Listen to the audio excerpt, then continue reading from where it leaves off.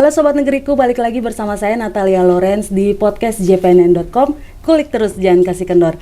Dan seperti yang Sobat Negeriku lihat, saat ini kita di studio dan kedatangan tamu spesial kita, yaitu Kepala Badan Perlindungan Pekerja Migran Indonesia atau BP2MI, Bapak Beni Ramdhani. Halo Pak Beni, apa kabarnya? Halo, sehat, alhamdulillah ya. Seger ya Pak ya, walaupun banyak tugas saat ini. Nah Pak Beni, ini sebelum kita berbincang soal pekerja migran Indonesia, boleh dong bercerita tentang karir Bapak sebelum dilantik Pak Presiden pada 15 April 2020 lalu kan ya Pak ya? Oh ya. Nah, bercerita sedikit dong Pak karir Bapak sebelum jadi Kepala BP2MI. Yang pasti saya memulai sebagai aktivis mahasiswa ya. Oke. Tahun berapa itu Pak kalau boleh tahu? Di era Orde Baru, rejim yang sangat dikenal otoritarian. Ya. Dipimpin oleh seorang diktator yang bernama Soeharto, ya, berkuasa 32 tahun. Ya. Kemudian kebijakan-kebijakan yang anti demokrasi, represif bahkan saat itu, bahkan juga dinilai korup ya. Ya.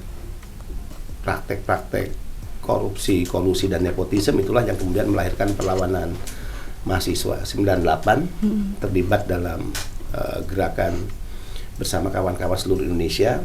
Soeharto jatuh 21 Mei, kemudian pemilu 99 saya bertaruh nasib untuk ikut dalam kontestasi pemilihan anggota legislatif.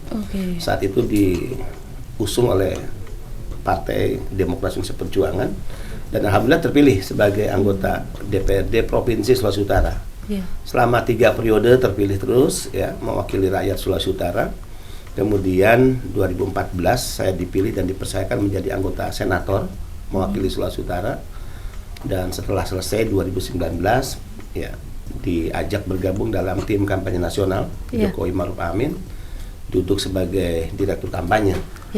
Yang nggak disangka ya, karena bergabungnya di TKN kan hanya mandat partai waktu itu. Betul. Ya kita tulus fine-fine aja mendukung Jokowi yang kita anggap sebagai pilihan terbaik untuk kepentingan bangsa ini.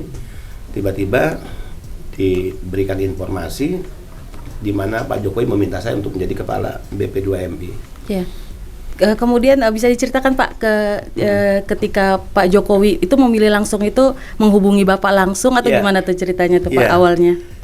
Iya, di luar dugaan ya, saya ditelepon oleh Pak Pratikno. Beliau meminta saya datang ke istana untuk ngobrol dengan beliau atau ke kantor beliau tepatnya. Kemudian saya datang dan saat bertemu dengan Pak Pratik, ya mohon maaf, tadinya Pak Presiden ya akan memanggil langsung, tapi Pak Presiden karena ada kesibukan, akhirnya Pak Pratik yang memanggil saya dan beliau menyampaikan pesan Presiden bahwa Pak Presiden menginginkan saya untuk memimpin sebuah badan, yaitu Badan Perlindungan Pekerja Migran Indonesia. Ya saya kaget juga ya, karena di luar dugaan. Tidak pernah bermimpi lah. Tidak menyangka ya Pak. Sebuah lembaga negara ya. Saya hanya singkat saja menjawab, terima kasih, sampaikan salam ke Bapak Presiden dan tugas merah putih ini saya akan memban insya Allah sebaik-baiknya. Itu jawaban singkat saya. Kemudian setelah itu ada pertemuan dengan Pak Jokowi dulu sebelum dilantik, maksudnya kayak ngobrol-ngobrol, mungkin ada pesan khusus dari Pak Jokowi untuk Bapak sebagai kepala. Pertemuan dengan Pak Presiden kan beberapa kali ya, sering kita lakukan selama saya di tim kampanye nasional. Dalam pertemuan informal maupun rapat-rapat resmi, misalnya tim kampanye nasional. Tapi pernah satu saat Pak Presiden datang ke Kalimantan Barat, ya, saya diajak oleh Ketua Umum saya Pak Oso, untuk bersama-sama beliau. Nah, ada momentum di mana setelah selesai acara kenegaraan jam 3 sore Presiden kembali ke hotel tempat menginap, yaitu Hotel Mahkota, dan jam 3 itu kita ngobrol dan hanya 6 orang di luar dalam satu meja makan durian. Itu Pak Presiden, Pak Muldoko, kemudian saya, Pak Oso, kemudian Menteri PUPR, saya ingat persis karena foto dan videonya ada ya, dan juga Gubernur Kalimantan Barat. Nah yang lucu, setelah selesai mendekati maghrib, kita bubar, masuk kamar masing-masing. Pak Presiden menjanjikan malam kita keluar cari makan. Nah kita makan di warteg malamnya di Kalimantan Barat atau di Pontianak. Dalam meja ya personilnya masih tetap sebagaimana kita sore makan durian. Jadi Presiden, Menteri PUPR, Pak Muldoko, kemudian Pak Oso, saya dan Gubernur Kalimantan Barat. Nah, saya tahu persis dalam obrolan-obrolan yang penuh guyonan ya Ketua Umum saya menitipkan saya ya menyampaikan bahwa ini orang kepercayaan saya, jika Pak Presiden berkenan dan membutuhkan orang untuk mengisi posisi di lembaga pemerintah, maka beliau menyerahkan nama saya kepada Pak Presiden. Tapi itu penuh dengan candaan dan saya menganggap tidak serius lah ya. Tidak serius. Apalagi sambil makan juga ya Pak ya, tidak sambil rapat gitu. Iya, benar. Oke. Dan kalau menurut Bapak nih setelah akhirnya Bapak terpilih menjadi Kepala BP2MI ini, menurut Bapak apa pandangan Pak Jokowi sih tentang pekerja migran Indonesia? Ya, 15 April 2020 saya ingat ya di Istana. Ya. Setelah pelantikan, beliau mengajak saya ke satu pojokan di Istana, kurang lebih 10-15 menit, beliau menyampaikan, Mas titip ya PMI, pekerja migran Indonesia. 2 kali beliau mengulang, Mas titip ya. Saya pikir hanya itu yang disampaikan, saya menjawab, siapa Presiden, tugas merah putih ini insya Allah akan saya emban dengan baik. Saya pikir hanya sampai di situ. Beliau bersemangat, nadanya agak tinggi, raut wajahnya nampak begitu emosional. Ya, tapi saya percaya bukan memarahin saya. Beliau ini kan orang yang sangat dikenal emosional jika melihat hal-hal yang tidak beres di lapangan. Ya, beliau menyampaikan, Mas, saya nggak ingin lagi mendengar pekerja kita kalau pulang ke tanah air terlantar, ingin bertemu dengan petugas menanyakan sesuatu dan lain hal, petugas nggak ada di lapangan. Saya juga nggak ingin mereka kalau tiba di tanah air selalu menjadi mangsa dan objek pemerasan oknum-oknum tertentu di lapangan, di bandara, kemudian di pelabuhan ya, dan seterusnya. Saya nggak ingin kalau mereka juga tiba tanah air, mereka masuk ke pemeriksaan imigrasi, ya mungkin selesai kontrak, ya perempuan, ibu-ibu kadangkala di tangan kanan bawa koper, tangan kiri bawa koper, kemudian di belakang ransel, dia harus mengalami antrian yang sangat panjang, karena memang PMI atau TKI selama ini kan dicampur dengan penumpang umum, mau keluar negara kita untuk bekerja ataupun setelah tiba di tanah air.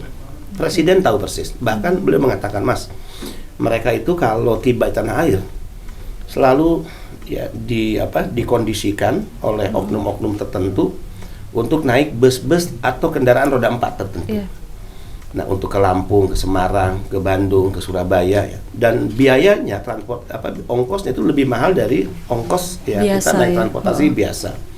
Dan banyak peristiwa di tengah jalan harus nambah biaya ongkos, dan jika tidak mereka turun ke tengah jalan. Presiden paham itu. Dan ada satu hal lagi, mereka tuh sering digiring di bandara misalnya ke loket-loket penukaran dolar. Nah, baik kendaraan-kendaraan roda 4, loket-loket penukaran dolar, ternyata ini menjadi bagian bisnis dari oknum-oknum tertentu. Bahkan ada celah bisnisnya, Pak. Dan saya berani mengatakan termasuk oknum-oknum BP2MI terlibat dalam bisnis ya, yang melibatkan oknum-oknum dari stakeholder tertentu. $1 misalnya harusnya 13.000, hanya diberikan ke PMI 10.000. Saya memandang ini sebuah kejahatan yang sangat luar biasa. Ini perlakuan tidak hormat negara. Bisa dibayangkan pekerja kita di luar negeri diberikan perlakuan hormat oleh negara di mana mereka bekerja. Bagaimana bisa tiba di tanah air mereka diperlakukan hina oleh negaranya, ya, oleh oknum-oknum dari negara di mana mereka lahir, mereka hidup, dan negara inilah yang disumbang oleh PMI dari hasil kerjanya. Tapi yang membuat saya kaget adalah kok Presiden paham ya dan mengetahui sampai hal detail seperti ini. Akhirnya saya berpikir, ya pastilah seorang presiden kan punya sumber informasi yang layak dipercaya, punya intelijen yang begitu banyak. Beliau mengatakan, saya nggak mau mendengar itu lagi. Mas bereskan, lakukan sesuatu yang terbaik. Saya pulang, ya 2 bulan kemudian saya dipanggil ke Istana Bogor, hanya bertiga duduk satu meja, cukup lama 1 jam lebih ya, disaksikan Mas Pratik, dan disitulah beliau memberikan mandat yang sangat serius pada saya ketika saya menyampaikan bahwa ada problem di mana 2 musuh besar yang dihadapi oleh pekerja migran. Satu yaitu sindikat penempatan ilegal, sampai hari ini masih terjadi. Bisa dibayangkan, negara seolah-olah tidak berdaya. Ya, negara yang sangat besar ini seolah-olah dikendalikan oleh para mafia, para sindikat dalam hal penempatan pekerja. Pelakunya segelintir orang, tapi sialnya, saya selalu menggunakan kata sialnya. Sialnya, sindikat ini dibackingi oleh oknum-oknum yang memiliki atributif kekuasaan. Dan saya bicara di berbagai tempat, ini era keterbukaan, tidak boleh kita bicara tertutup. Oknum-oknum itu adalah oknum-oknum TNI, Polri, kemudian juga dari keimigrasian, Kementerian Hukum, Kedutaan Besar, Kementerian Ketenagakerjaan, dan saya katakan secara fair, termasuk oknum-oknum di Badan Pelindungan Pekerja Migran Indonesia, lembaga yang saya pimpin. Kita harus mulai bersih-bersih. Tidak boleh negara yang besar ini membiarkan sehingga posisi negara dianggap tidak hadir. Dan yang kita saksikan bersama ini kan perdagangan manusia. Ini kejahatan kemanusiaan. Bagaimana bisa ada segelintir orang, pihak yang berpesta pora mengambil keuntungan besar dari bisnis kotor perdagangan manusia. Nah, ini musuh besar pertama. Saya sampaikan, izin Pak Presiden, jika diperkenankan saya akan membentuk Satgas. Satgas ini kan Satgas nekat sebetulnya ya. Padahal negara kita punya Satgas TPPO. Dan itu SK Presiden. Ya, tanpa menyombongkan diri, kalau kita tracing di Google, kalau ketik sikat sindikat, yang keluar bukan Satgas TPPO, yang keluar bukan nama-nama lembaga-lembaga besar, ya TNI, Polri misalnya. Kalau ketik sikat sindikat pasti yang keluar BP2MI. Karena kita begitu serius selama 2 tahun melakukan pencegahan, ya penggerebekan beberapa tempat dari 48 kali, 24 kali saya mimpin langsung. Kita gerebek di rumah-rumah penampungan, di hotel-hotel, di apartemen. Kita selamatkan anak-anak bangsa yang hampir menjadi korban perdagangan manusia, dikirim ke berbagai negara penempatan, kemudian kita berikan pembekalan, kita tampung mereka di shelter, rumah-rumah aman kita biayai semua selama mereka tinggal, termasuk peralatan mandi, ya, makan, minum, dan juga kepulangan mereka ke kampung halaman. Tapi saya katakan, sampai kapan masalah ini harus terus terjadi?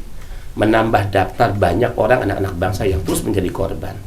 Kuncinya adalah tentu tidak cukup hanya BP2MI, kita butuh komitmen merah putih, komitmen kepada Republik ini dari kementerian lembaga yang tentu ya mandatori undang-undang sudah jelas kok.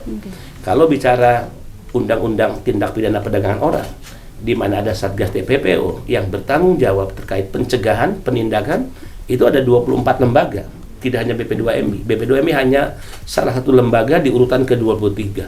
Artinya, kalau semua pihak berkomitmen yang sangat kuat dan menjadikan bahwa perdagangan manusia ini adalah kejahatan kemanusiaan dan para pelakunya sebagai musuh negara yang negara harus hadir, hukum bekerja, negara tidak boleh kalah, saya yakin nggak akan ada perdagangan manusia yang dilakukan oleh siapapun atas nama sindikat dan mafia.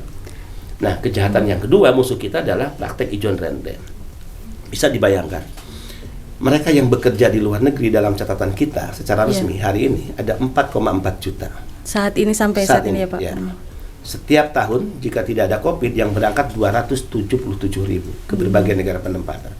Pertanyaannya adalah, kalau mereka mau berangkat secara resmi ke negara penempatan, uangnya dari mana?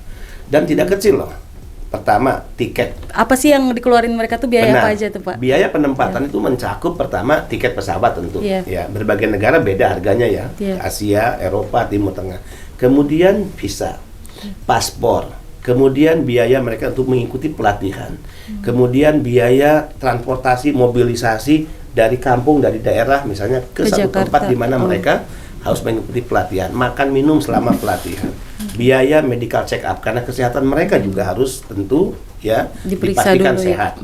Kemudian sekarang undang-undang memandatkan tes psikologi. Biaya itu sangat besar dan tidak mungkin jika mereka punya uang, mereka bekerja ke luar negeri. Pilihan ke luar negeri karena memang mereka tidak punya uang. Nah, dari mana biaya penempatan itu? Dari dua cara yang secara tradisional mereka lakukan selama ini. Satu, pasti menjual harta milik keluarga. Ya, kedua, meminjam ke rentenir. Sehingga saya menyebut praktek ya ijon rente ini adalah kejahatan kedua yang harus dilawan oleh negara. Kalau penempatan ilegal kita lawan dengan Satgas, tentu diiringi dengan perbaikan tata kelola penempatan pelindungan yang secara serius kita kerjakan, tapi kejahatan ijon rente kita lawan dengan negara hadir saat ini dengan dua skema yang kita luncurkan. Pertama adalah KTA BNI, ya, plafon 40 juta, setiap calon pekerja bisa mengambil dan prosesnya hanya 2 hari. Kredit tanpa agunan, tidak perlu dia menggadaikan apapun. Yang menjadi jaminan adalah negara. Ya, yang menjadi jaminan untuk mereka mendapatkan uang adalah BP2MI. Kemudian KUR PMI, plafonnya lebih tinggi 100 juta. Nah, artinya saat saya launching KTA BNI, saat saya launching KUR PMI, ya, speak saya yang saya katakan ke publik adalah say goodbye para rentenir, pesta pora kalian sudah berakhir.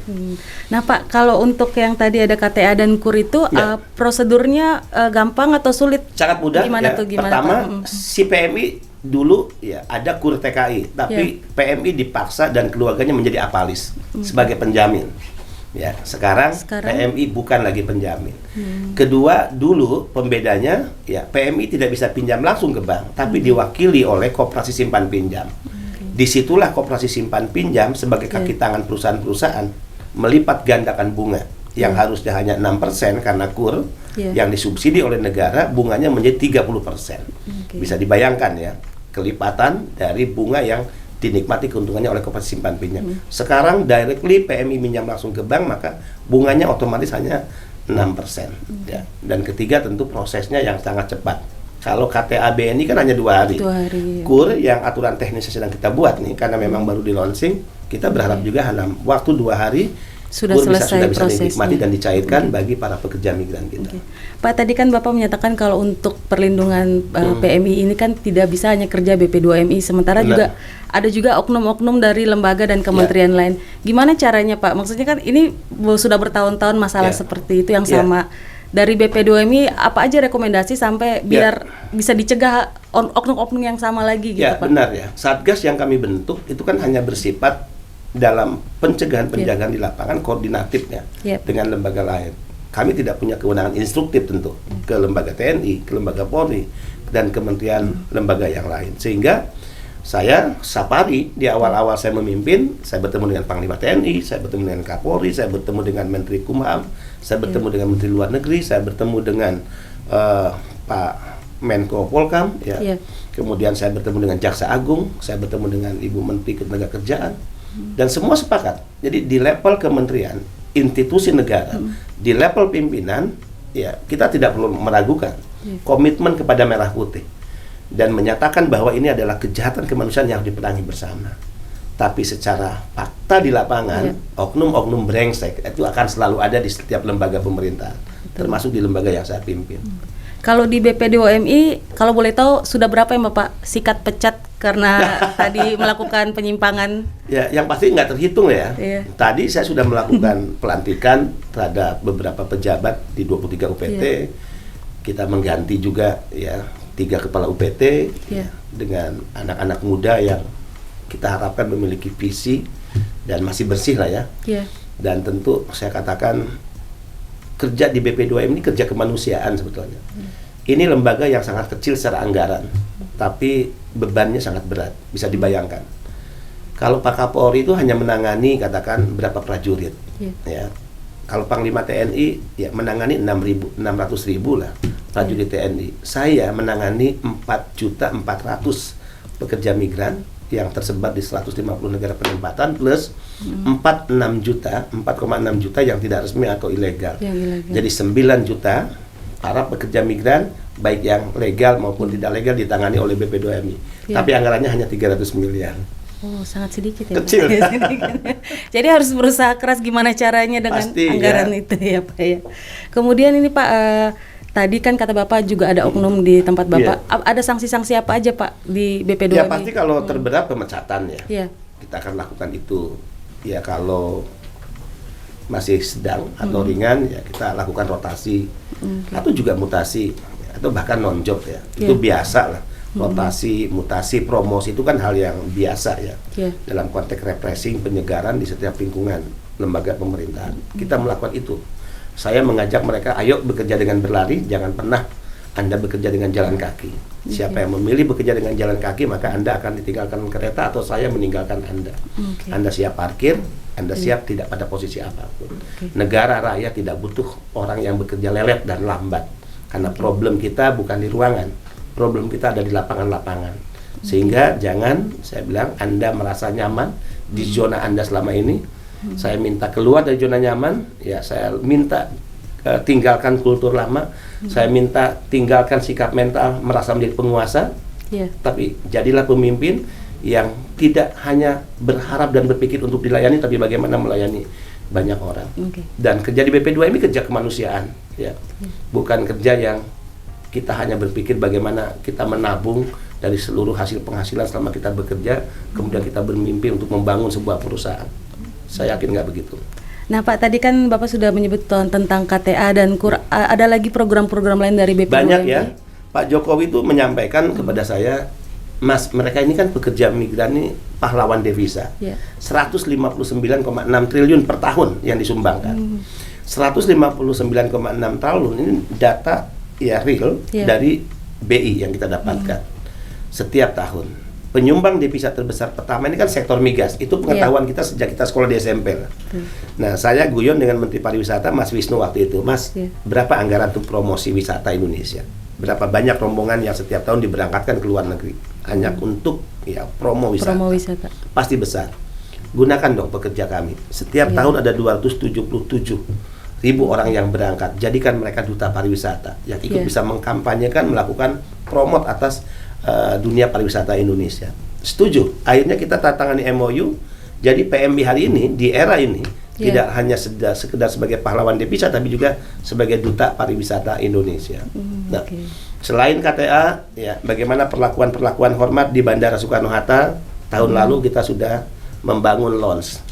Kalau kita menyebut lounge, ini kan tempat istimewa, tempat rehat yang mewah AC-nya dingin, orang setiap duduk menikmati lounge pasti nyaman, mebelirnya juga diberi dengan biaya yang tidak murah yang selama ini kan dinikmati oleh pengusaha, bisnismen, orang-orang penting di Republik ini, menteri, anggota DPR. Sekarang derajat PMI sama dengan orang-orang penting di Republik ini. Dia punya lounge khusus. Ada lounge buat lounge khusus untuk pekerja migran Indonesia. Tahun ini kita kembangkan ke 4 bandara. Semarang, kemudian Kuala Namu, Medan, Denpasar Bali. Yang pintu-pintu masuk Pak ya. Bali dan Juanda, Surabaya. Nah, termasuk fast track. Saya terinspirasi dengan disampaikan oleh Pak Jokowi. Mas, kasihan ibu-ibu loh. Itu antriannya panjang mau keluar ataupun ketika tiba karena mereka dikategorikan penumpang umum. Padahal selalu ada jalur khusus untuk ofisial diplomatik. Para diplomat, anggota DPR, para menteri, orang-orang penting di Republik inilah atau kru pesawat misalnya Nah, Pak Jokowi, kenapa mereka tidak diberikan fasilitas istimewa? Selain lounge, kita punya fast track sekarang. Di situ disebut jalur cepat. Pahlawan devisa PMI. Karpetnya warna biru bertuliskan PPIP, pekerja migran Indonesia. Jadi derajat pekerja migran sama dengan para ofisial diplomatik di negara ini. Yang terakhir kita keluarkan kredensial. Jadi kalau kita menyebut kredensial, kredensial itu surat kepercayaan negara. Selama Republik ini berdiri 77 tahun, yang mendapatkan kredensial itu hanya duta besar. Menteri nggak punya kredensial, anggota DPR nggak punya kredensial, kepala badan enggak. Kredensial itu surat kepercayaan negara yang diberikan oleh Presiden ketika Presiden melantik seorang duta besar. Ketika si duta besar ditempatkan masuk ke negara penugasan, kredensial diberikan pada pemerintah setempat. Tapi yang menandatangani Presiden.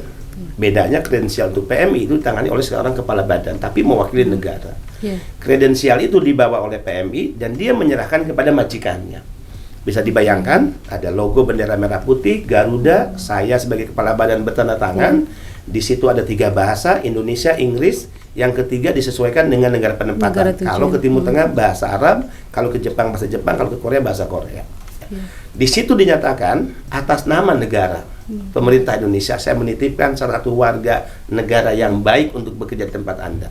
Mohon diperlakukan dengan baik dan diserahkan apa yang menjadi hak-haknya sebagai pekerja sebagaimana undang-undang yang berlaku di negara Anda. Bisa dibayangkan, mungkin majikannya, apakah di Jepang, Taiwan, Hong Kong, Timur Tengah, bukan orang penting di negaranya. Mungkin dia bukan orang terkenal, mungkin dia bukan juga orang yang biasa diundang jika ada acara-acara kenegaraan. Tapi dengan dia menerima surat pemerintah negara ini, pasti akan muncul kebanggaan, tersanjung, dia masih dihargai oleh negara kita. Dampaknya apa? Dia respect dengan Indonesia. PMI juga. Nah, ketika dia respect dengan negara kita, maka respect itu yang kita inginkan dimanifestasikan, respect kepada para pekerja kita. Ini upaya dan ikhtiar bagaimana para pekerja mendapatkan perlakuan hormat. Dan memang layak mereka mendapatkan semua itu. Iya, betul. Pak, ini kan kembali lagi soal pekerja yang perempuan, kan mereka termasuk yang rentan jadi korban baik kekerasan maupun pelecehan. Sejauh ini langkah dari BP2MI untuk biar juga mencegah mereka sendiri bisa menjaga diri mereka gitu, Pak. Gimana caranya itu, Pak? Kalau mereka yang bekerja secara resmi, secara resmi pasti secara pendidikan, mereka jelas, kemudian dokumen-dokumen yang menyatakan bahwa mereka legal untuk berangkat ke luar negeri, statusnya bekerja, mereka miliki, mereka kantongi, mereka pegang sendiri. Pelatihan pendidikan, mereka juga harus jalani, sehingga mereka bisa disebut sebagai pekerja yang kompeten, memiliki kompetensi, keahlian, keterampilan di pekerjaan yang menjadi pilihan mereka untuk bekerja, kemudian juga kemampuan berbahasa asing yang cukup. saya bisa mengatakan ya hanya mungkin di bawah 5% yang mengalami masalah-masalah yang itu pun tidak masuk pada kategori yang berat. Tapi jika pekerja migran yang berangkat tidak resmi, selalu case-nya adalah pertama ya kekerasan fisik, kekerasan seksual, gaji yang tidak dibayar karena memang tidak pernah diikat oleh perjanjian kerja. Kemudian juga mereka diperjualbelikan dari majikan satu dan majikan yang lain. Pemutusan hubungan kerja secara sepihak. Ya, kemudian eksploitasi jam kerja. Kalau yang resmi kan hanya 8 jam.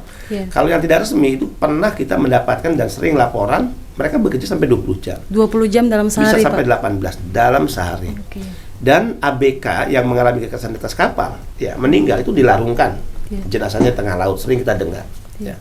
Belum lagi ya mereka yang jika sudah menjadi jenazah dikembalikan ke tanah air, ya organ tubuhnya sudah tidak ada. Itu banyak terjadi dan dialami oleh para pekerja asal NTT misalnya. Nah, sehingga kampanye, sosialisasi yang masif, diseminasi informasi, kemudian juga membangun kerjasama kolaboratif dengan semua kementerian, lembaga, stakeholder ini yang terus kita lakukan secara gencar sejak saya memimpin ya minimal di tahun 2021 hingga saat ini. Besok saya di Manado itu Rakortas.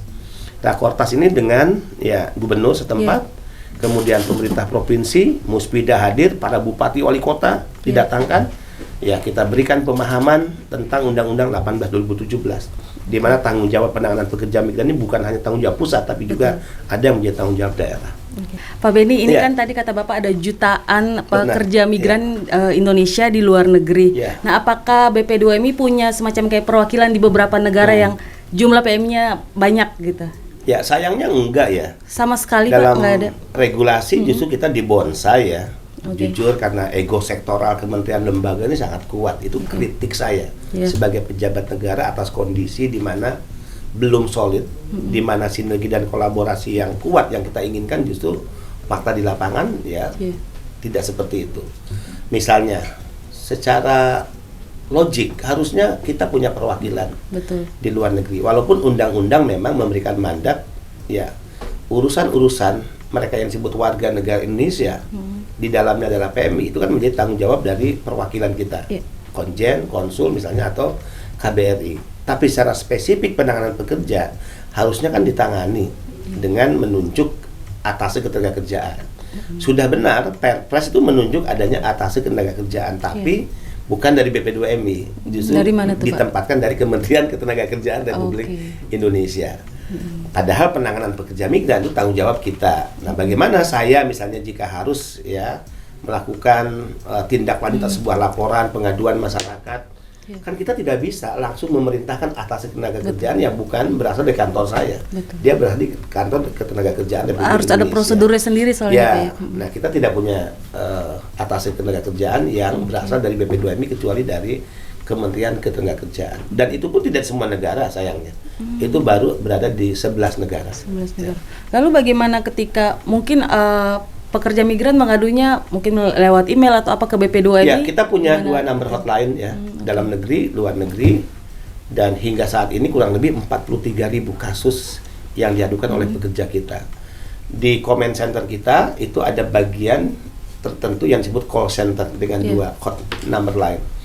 Nah, mereka bertugas selama 24 jam, 3 kali shift ya, 3 orang 1 kali shift. Mereka menerima pengaduan dari PMI kita di berbagai negara penempatan, kemudian itu didelivery oleh tim di call center ke kedeputian tertentu, ke direktoratan tertentu ya, kemudian ke kawasan tertentu. Kemudian tentu setelah tiba kasus-kasus pengaduan ini di direktorat tertentu, maka diambillah tindak lanjut dari penanganan kasus-kasus yang dilaporkan tersebut. Tapi secara keseluruhan umum, apapun masalah yang dihadapi WNI termasuk pekerja migran itu ditangani oleh perwakilan Republik Indonesia. Nanti ketika tiba tanah air ya baru ditangani oleh BP2MI. Misalnya terkait kematian. Ini agak miris Mbak ya. Saya pernah menangani dalam 1 minggu 30 jenazah. 30 jenazah PMI. Per hari ini ya kita sudah menangani kurang lebih ya 1.600 jenazah. Sejak tahun berapa itu Pak? Ya, sejak saya memimpin. Sejak Bapak memimpin, Kemudian yang sakit ya sudah 2.900 yang sakit. Nah, jenazah ini tentu berbagai penyebab. Tapi justru lebih banyak mereka yang dulu berangkatnya tidak resmi. Yang ilegal ya. Yang sakit sama. Bisa dibayangkan tiba di tanah air, kita menyiapkan ambulan atas biaya kami, negara, kemudian harus mengantar jenazah hingga tiba di rumah keluarga korban. Yang mengantar barang pun harus ada berita acara, apalagi mengantar orang. Yang sakit kita jemput di bandara, di pelabuhan, kita rujuk ke rumah sakit di mana kita kerjasama. Dirawat hingga sembuh atas nama biaya negara. Setelah sembuh kita kembalikan ke keluarga dengan biaya kita. Apakah melalui transportasi udara ataupun darat. Jadi negara ini hebat sebetulnya. Tidak lagi mendikotomis apakah dulu mereka berangkat resmi atau tidak. Sepanjang mereka ya pekerja migran, apakah dulu berangkatnya tidak resmi, tetap dalam tanggung jawab negara. Tapi problem bagi BP2MI sebetulnya adalah bagaimana bisa kita menangani kasus yang begitu kompleks, banyak ya secara kuantiti, ya berbagai problem di lapangan yang dihadapi dengan anggaran yang sangat kecil. Betul. Tapi untunglah jajaran saya masih punya semangat, ya indoktrinasi bahwa ini kerja kemanusiaan, ya itu juga alhamdulillah sudah diterima dan menjadi kesadaran ideologis internal, ya 24 jam UPT di daerah atau balai bekerja dalam setiap penanganan, ya baik melakukan pencegahan yang akan berangkat tidak resmi, menerima kepulangan yang deportasi, repatriasi yang jumlahnya ya setiap bulan bisa ribuan terlebih dari Malaysia ya. Ya ini menjadi semangat tersendiri lah. Nah, kenapa di tengah anggaran yang sangat kecil justru kita dinilai banyak dengan program-program yang lebih membumi, ya kita ingin semua kegiatan langsung dirasakan dan menyentuh ya setiap masalah di lapangan. Saya sering mengatakan ke teman-teman, ya setiap orang tertindas itu kreatif. Jadi terdesak kita soalnya tertindas Pak. anggaran akhirnya kreatif. Misalnya kita butuh ambulan nih, ya karena selama ini kita sewa biayanya besar. Akhirnya ya kita ngobrol dengan Menteri BUMN Pak Erick Thohir, dibantulah kita 24 ambulan. Itu kan kreatif, ya. Kita nggak perlu keluar biaya. Kemudian kita butuh loan, dibantulah oleh Pak Erick Thohir dibangunkan loan, ya dengan biaya dari bank negara misalnya. Kita butuh misalnya ada jaminan uang agar mereka tidak minjam lagi ke rentenir, ya, dan juga tidak lagi menjual harta, dibantu oleh Kementerian BUMN lewat bank-bank pemerintah. Kita datang lagi ke Pak Erlangga Hartarto, dibantu. Keluarlah KUR PMI dengan kebijakan 100 juta, ya, plafon tertinggi yang bisa diambil oleh calon pekerja. Kemudian kemarin ada 2 tahun karena COVID, Korea tertunda penempatannya, kurang lebih angkanya 10.000.